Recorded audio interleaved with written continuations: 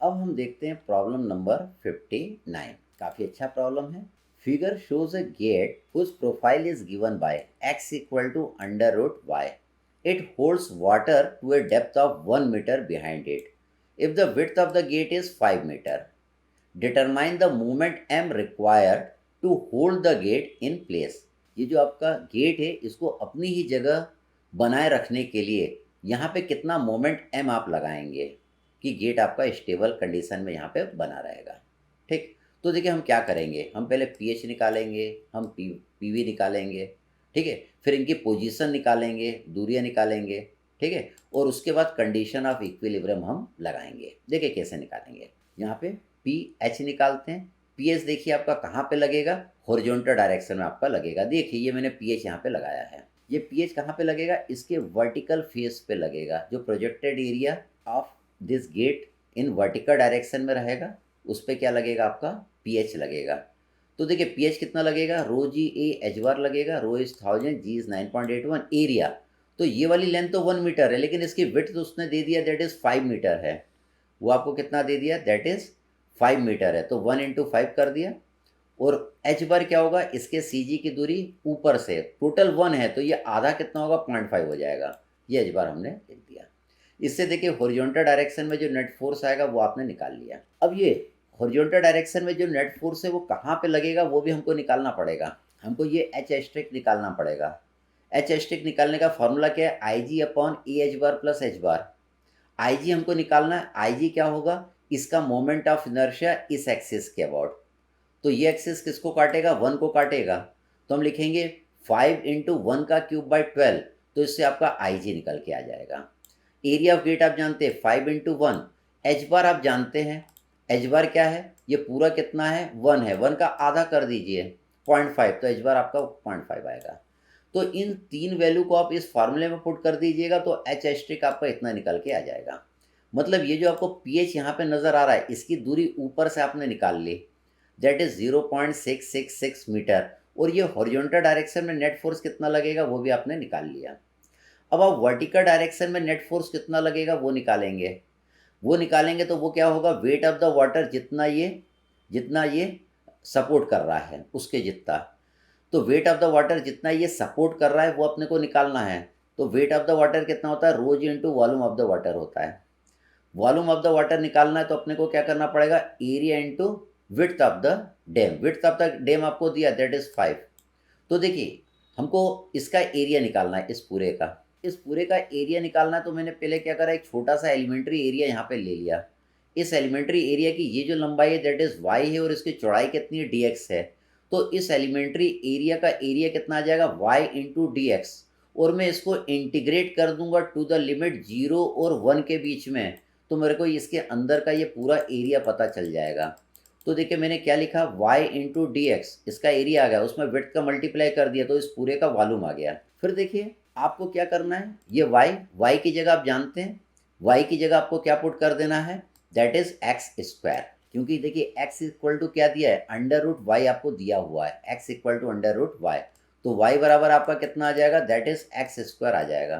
तो y की जगह मैंने एक्स स्क्वायर पुट कर दिया। अब इसको इंटीग्रेट करा with respect to D X to the limit 0 और 1 के बीच में, तो वर्टिकल डायरेक्शन में जो नेट फोर्स लग रहा है पीवी वो आपका निकल के आ जाएगा। अब देखिए अब हमें क्या निकालना है कि वर्टिकल डायरेक्शन में ये जो नेट फोर्स पीवी लग रहा है उसकी दूरी यहाँ से कितना आएगी, यहाँ से एक्स बार कितना आएगी।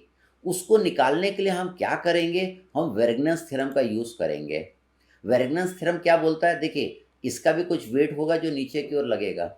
ये वेट क्या करेगा, इसके अबाउट मोमेंट प्रोड्यूस करेगा, ठीक है। अब वेर्गनस थ्योरम क्या बोलता है, ये जो पीवी लग रहा है उसका मोमेंट इस वाली लाइन के अबाउट किसके बराबर होगा, जितने भी डाउनवर्ड फोर्स यहाँ पे लग रहे हैं उन सबका मोमेंट इस वाली लाइन के अबाउट। तो हम क्या करेंगे, हम यहाँ पे जो डाउनवर्ड फोर्स लग रहा है उसका मोमेंट इस वाली लाइन के अबाउट ले लेंगे और उसको अपन इंटीग्रेट कर देंगे टू द लिमिट 0 और 1 के बीच में। तो जितने भी डाउनवर्ड फोर्स यहाँ पे लग रहे हैं उन सबका मोमेंट आ जाएगा इस वाली लाइन के अबाउट। तो देखिए हमने वेर्गनस थ्योरम लगाया, तो देखिए हमने क्या लिखा, हमने लिखा पी वी इंटू एक्स बार। देखिए पीवी की जो दूरी है यहाँ से वो कितना है, एक्स बार है, तो पीवी इंटू एक्स बार।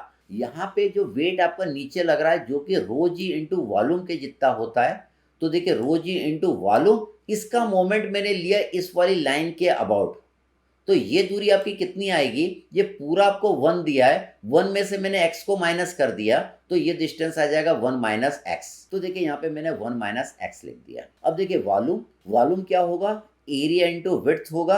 एरिया कौन सा, ये लाल वाले का एरिया। लाल वाले का एरिया कैसे निकालेंगे, इसकी लंबाई कितनी y है, चौड़ाई कितनी है dx है, तो मैंने y इंटू डी एक्स लिख दिया, और इस केस में विड्थ कितना दिया, 5 दिया है। अब अपन क्या करेंगे, इसको सॉल्व कर लेंगे, इस वाली टर्म को अपन सॉल्व कर लेंगे, इस टर्म को अपन इंटीग्रेट कर देंगे। तो देखिए y की जगह पुट कर लीजिएगा, y की जगह कितना पुट कर देंगे, एक्स स्क्वायर। y की जगह आप क्या पुट करिएगा, एक्स स्क्वायर आपको दिया हुआ है, तो उसको इंटीग्रेट कर दीजिएगा with respect to D X to the limit 0 और 1 के बीच में, तो इससे आपका एक्स बार निकल आएगा। आप पीवी तो जानते हैं, पीवी तो आप निकाल चुके हैं, तो यहाँ पे सारी वैल्यू पुट करने के बाद you will get the value of X bar. X bar क्या है, ये जो पीवी लग रहा है आपका, देखिए एक्स बार देखिए, ये पीवी की दूरी यहाँ से, ये जो वर्टिकल डायरेक्शन में जो फोर्स लगा रहा है ये पानी इस गेट पर, उसकी दूरी यहाँ से, दैट इज एक्स बार। और एच एस्ट्रिक क्या था, ये पीएच जो लग रहा है उसकी दूरी ऊपर से, that was our H asterisk.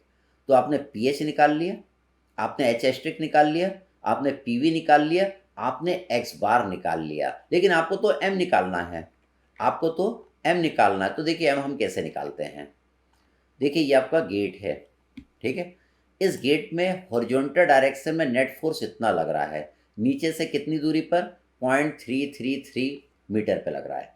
Vertical direction में नेट फोर्स कितना लग रहा है, पीवी लग रहा है, कितना लग रहा है, 16.35।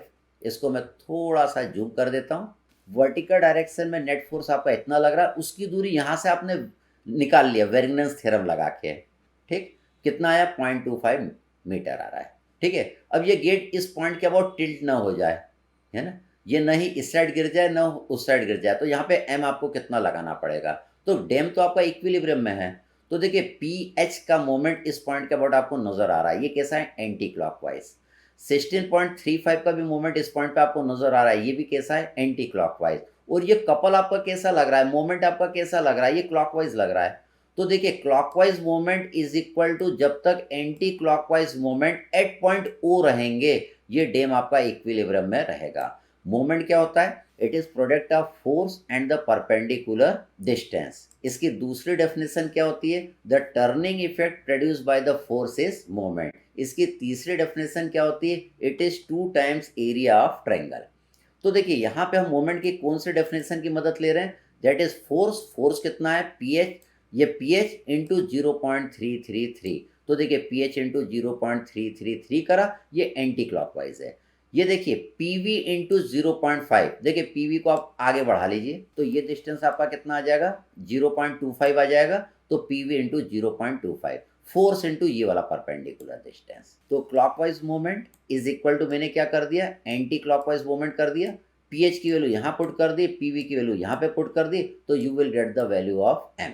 तो यहाँ पे इतना एम लगाओगे तो ये वाला डैम आपका इक्विलिब्रियम में रहेगा।